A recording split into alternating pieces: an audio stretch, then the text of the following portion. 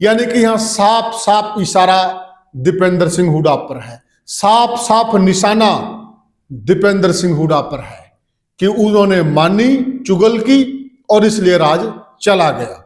रामनिवास घोडेला के लिए मैंने जब मेरे से हाई कमान की जो स्क्रीनिंग कमेटी थी उन्होंने पूछा था कि बरवाला से टिकट किसको दें, तो मैंने साफ मना कर दिया था घोडेला जी के लिए, और ये भी कह दिया था जब उनका नाम मुझे सुनाई दिया कि ये हारेंगे। उठा रहे हैं, अगर सर्वे में इनका नाम आया था और जयप्रकाश जी ने इनकी टिकट कटवा दी, फिर इसके लिए तो दोषी कौन हुआ? हाईकमान हुआ।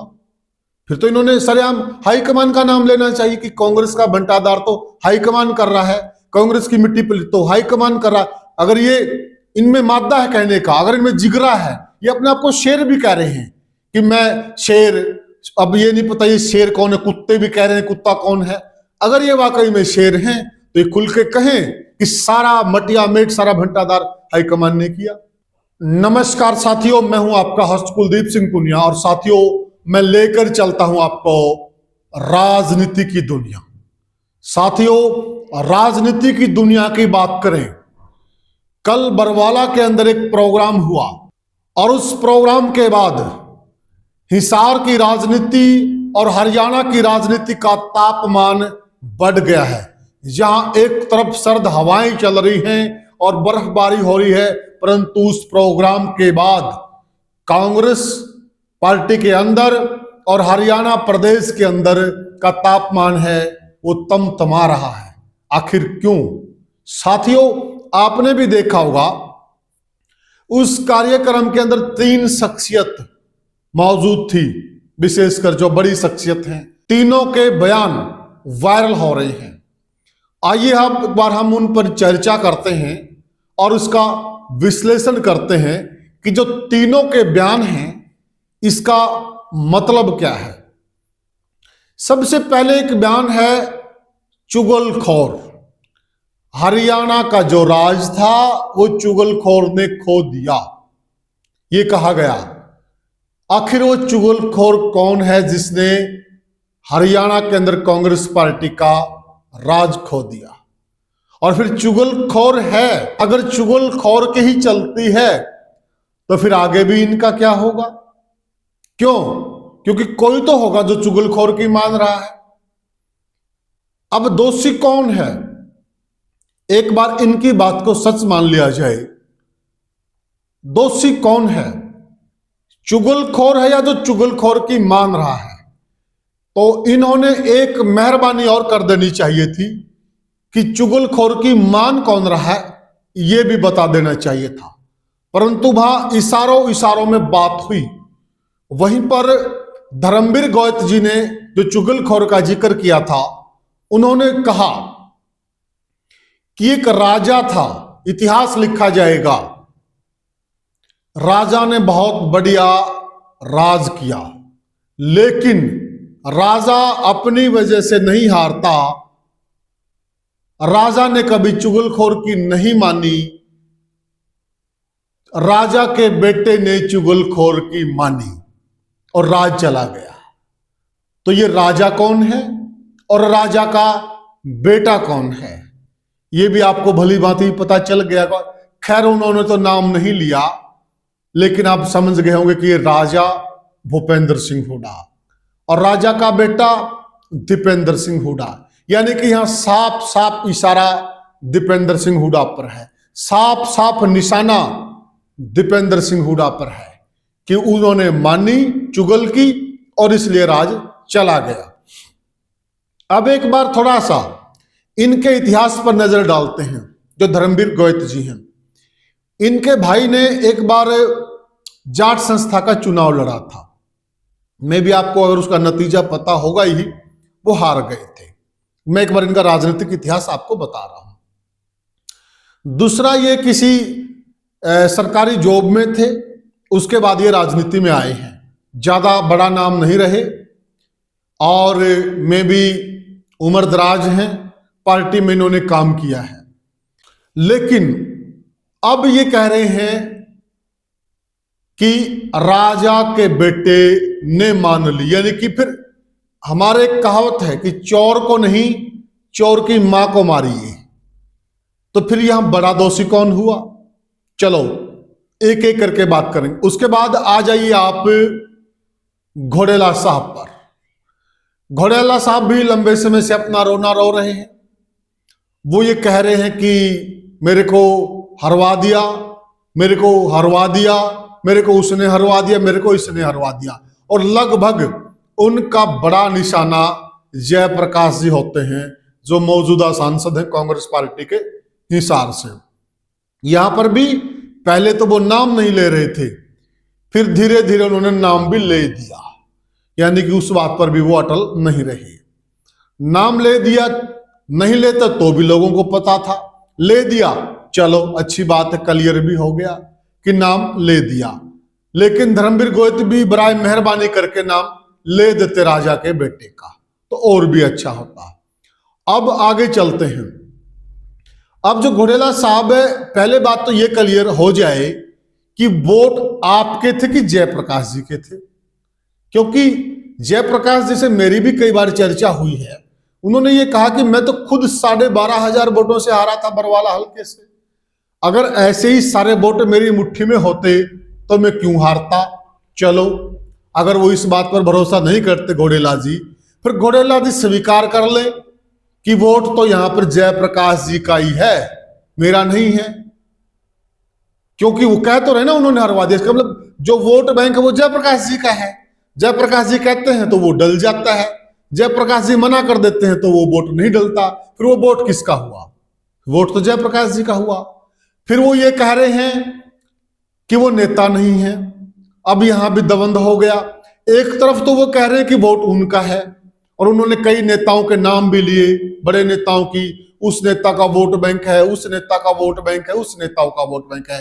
कुलदीप बिश्नोई का जिक्र किया, राव इंद्रजीत का जिक्र किया, विनोद शर्मा का जिक्र किया, चौधरी ओम प्रकाश चौटाला का जिक्र किया, चौधरी भूपेंद्र सिंह हुड्डा का जिक्र किया कि वो नेता है, उनके पास वोट है, और भी एक दो उन्होंने नाम लिए।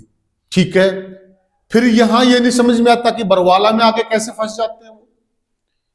एक तरफ तो वो कह रहे कि जयप्रकाश जी ने हरवा दिया, और दूसरी तरफ कह रहे कि इनके पास वोट नहीं है। कह रहे हैं वो, आप देख लीजिए कि ये नेता नहीं है। कहां से नेता है? नेता तो वो, इनके पास वोट बैंक है। तो ये खुद ही उलझ रहे हैं। जब वो नेता ही नहीं है, जब उनके पास वोट बैंक ही नहीं, तो हरवा कैसे दिया उन्होंने? और फिर कहे जा रहे हरवा दिया, हरवा दिया। प्रहलाद सिंह गिलाखेड़ा ने भी काफी सारे आरोप लगाए। एक बार सांसद जयप्रकाश जी से मेरी इस विषय पर चर्चा हुई थी, और उस चर्चा में उन्होंने खुल के कह दिया था कि देखिए, रामनिवास घोड़ेला के लिए मैंने, जब मेरे से हाई कमान की जो स्क्रीनिंग कमेटी थी, उन्होंने पूछा था कि बरवाला से टिकट किसको दें, तो मैंने साफ मना कर दिया था घोड़ेला जी के लिए। और यह भी कह दिया था जब उनका नाम मुझे सुनाई दिया कि ये हारेंगे। और उन्होंने ये भी कहा था कि 24-25 कैंडिडेट उम्मीदवार, यानी कि जो तैयारी कर रहे थे बरवाला हल्के से, वो जाकर स्वयं दिल्ली हाईकमान में और भूपेंद्र सिंह हुड्डा और दीपेंद्र सिंह हुड्डा को बोलकर भी आए थे कि इनको टिकट ना दी जाए। तो इसलिए उनका कहना साफ साफ कि जो वहां पर लोग थे, जिनके पास 500, 400, 200 जो भी वोट बैंक था, वो सब लोग तो बोल कर आए थे, वहां मना करके आए थे कि इनको टिकट नहीं देनी। फिर दूसरी बात है, इन्होंने उनसे मदद भी नहीं मांगी। चलो वो बोल आए, लेकिन वो पार्टी के सिपाही तो हैं, पार्टी के लिए तो वो काम करते हैं। पार्टी के आधार पर उनसे मदद मांगी जा सकती थी, परंतु इन्होंने मदद नहीं मांगी। उसमें मेरा क्या दोष? और मैंने साफ कह दिया था कि मैं इनकी मदद करने वाला नहीं हूं। मैंने हाईकमान को भी बोल दिया था। तो मैंने तो कहीं से ये वादा ही नहीं किया कि मैं इनकी मदद करूंगा। जयप्रकाश जी, ऐसा मेरी चर्चा हुई थी एक बार उनसे, उनका साफ साफ कहना है। दूसरी बात, प्रहलाद सिंह गिलाखेड़ा के लिए उन्होंने कहा कि 2019 में इनको बहुत कम वोट बैंक आए थे। जो इनको वोट आए थे वो कम आए थे, हार गए थे, इसलिए इनकी भी नेगेटिव रिपोर्ट थी। और उनके लिए धर्मवीर गोयत जी हैं, उन्होंने कहा कि देखिए, भूपेंद्र सिंह हुड्डा चाहते थे उनको, लेकिन सर्वे में उनका कहीं नाम ही नहीं आया, बिल्कुल जीरो थे सर्वे में वो। अब हम आते हैं एक दूसरी बात पर। अब देखिए, ये नेता अपनी हार के लिए और अपनी टिकट कटने के लिए जयप्रकाश जेपी को दोषी मान रहे हैं, उनको जिम्मेवार मान रहे हैं। ठीक है, लेकिन आपने भी देखा होगा, सबने देखा होगा, उस वक्त ये चर्चा चलता था कि कांग्रेस पार्टी में जो टिकट मिलेगी वो सर्वे के आधार पर मिलेगी, जिसको भी मिलेगी टिकट। और ये नेता लोग, इनसे भी हम पूछते थे कि टिकट किसको मिलने वाली है। ये लोग भी ये कहते थे कि ये खुद, आप पुराने इनके बयान उठाकर देख लीजिएगा कि सर्वे के आधार पर मिलेगी, हाईकमान सर्वे करवा रहा, सर्वे में जिसका नाम आएगा उसको टिकट मिलेगी। अब दो तरह की बातें हैं, ये तो फिर सीधा सीधा हाईकमान पर उंगली उठा रहे हैं। अगर सर्वे में इनका नाम आया था और जयप्रकाश जी ने इनकी टिकट कटवा दी, फिर इसके लिए तो दोषी कौन हुआ? हाईकमान हुआ। फिर तो इन्होंने सरेआम हाईकमान का नाम लेना चाहिए कि कांग्रेस का बंटादार तो हाईकमान कर रहा है, कांग्रेस की मिट्टी पर तो हाईकमान कर रहा है। अगर ये इनमें मादा है कहने का, अगर इनमें जिगरा है, ये अपने आप को शेर भी कह रहे हैं कि मैं शेर, अब ये नहीं पता ये शेर कौन है, कुत्ते भी कह रहे हैं कुत्ता कौन है। अगर ये वाकई में शेर हैं तो ये खुल के कहें कि सारा मटिया मेट, सारा भंटादार हाईकमान ने किया। क्योंकि बातों से ये बातें देखिए, आप भी इस चीज को जांच परख लीजिए, आप भी निष्कर्ष निकालिए। अगर सर्वे हुआ और सर्वे में इनका नाम था, दो बात, या तो ये चीज मानने की भाई हमारी तो टिकट कट गई, सर्वे में हमारा नाम ही नहीं आया। अगर सर्वे में नाम आया, फिर जयप्रकाश ने कटवा दी, तो जयप्रकाश ने किससे कटवाई? दोषी वो और हाईकमान, फिर उसका नाम लेना चाहिए इन्होंने खुल के, हाईकमान का नाम ले, बोलने की हाईकमान ने सारा किया।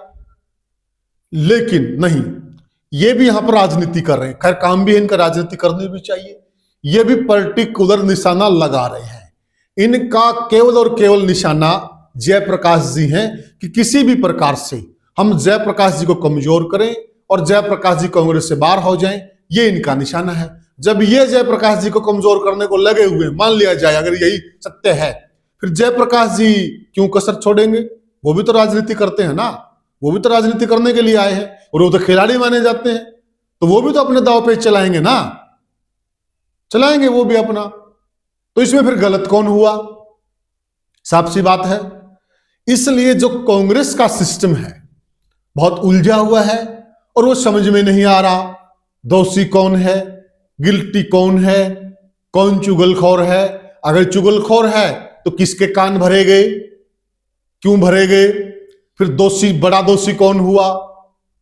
सर्वे हुआ कि नहीं हुआ? फिर सर्वे नहीं हुआ तो ड्रामा था, फिर सारी पार्टी ड्रामा कर रही है, पार्टी का जो आधार है वो ड्रामा है। फिर क्यों सर्वे का ड्रामा करते हैं? सभी लोग कहते सर्वे हो रहा है, सर्वे हो रहा है। तो ये सारी जो बातें हैं, इन सारी बातों का निचोड़ ये निकलता है कि उलझी हुई गुत्थी है, जनता के भी समझ में नहीं आ रहा। एक तरफ आप बीजेपी की राजनीति देखिए, जो 24 घंटे 365 दिन राजनीति करते हैं, प्रोटोकॉल है पार्टी के अंदर, ये अभी तक 24 में ही उलझे हुए हैं। हार हुई, क्यों हुई, किसने करवाई, कैसे हुई, चुगल था, राजा का बेटा था, इसी कड़ी में उलझे हुए हैं। उन्होंने 2029 की तैयारी पुख्ता कर दी है, तो कौन जीतेगा चुनाव? आपने देखा होगा अभी विधानसभा के अंदर वोट चोरी को लेकर बहुत बड़ा बखेड़ा हुआ था, और उस वोट चोरी पर कृष्ण बेदी जी बोले थे, आपने देखा होगा। कृष्ण बेदी जी ने चुन चुन कर हमले किए थे कांग्रेस पार्टी पर, चुन चुन कर हमले किए थे।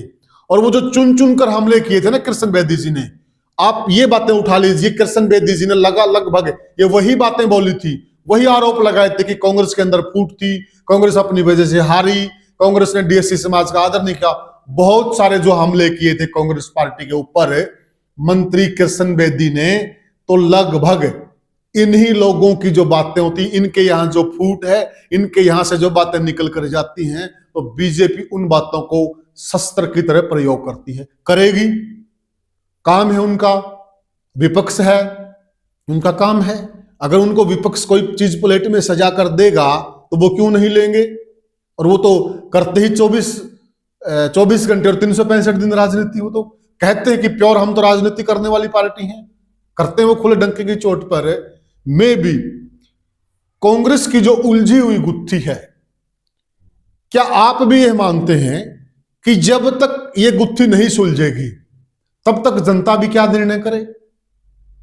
पहले आप अपनी गुत्थी सुलझाइए, पहले आप अपना होमवर्क कीजिए, तब जाकर जनता को मैं भी आप सही समझा पाएंगे, तब जाकर जनता को संदेश कुछ जाएगा, तब जाकर जनता को भी ये चीज लगेगी हाँ कांग्रेस एकजुट है, उनकी गुत्थी सुलझ गई है, जनता भी विचार करेगी। अभी तक तो आप 2024 से बाहर नहीं निकले हैं, और जिस शक्ति से आपकी लड़ाई है, जिस पार्टी से आपकी लड़ाई है, वो तो 2029 से भी आगे की तैयारी पर जा चुके हैं। तो साथियों, जो हमने आज चर्चा की है, ये हमारी चर्चा जो कल एक कार्यक्रम हुआ है उस कार्यक्रम पर आधारित है। हम ना इधर के कहते ना उधर के कहते, हम उस जो कल उन्होंने जो बोला उसके आधार पर ही चर्चा करें। क्या आपको नहीं लगता कि समय रहते, हालांकि हम बहुत सारी चर्चाएं कर चुके इस विषय पर, समय रहते कांग्रेस को अभी भी वक्त है, सुधार कर लेना चाहिए, इन बातों को देख लेना चाहिए कि कौन पार्टी को कमजोर कर रहा है और गाहें बगाएं जनता में और विपक्षी पार्टी को कौन मौके दे रहा है, ये कांग्रेस को एक बार तय कर लेना चाहिए। तो साथियों, आज की जो हमारी चर्चा थी वो कल का जो कार्यक्रम था उसके ऊपर आधारित थी। क्या आपको लगता है कि कांग्रेस खुद अपने आप को हरा रही है, कांग्रेस को कोई और नहीं हरा रहा? क्योंकि सारी बातों का शीर्षक यही निकलता है। क्या ये सत्य है? और सत्य है तो कमेंट सेक्शन में बताइएगा। फिर मिलेंगे किसी और वीडियो में किसी और मुद्दे पर, तब तक के लिए राम राम।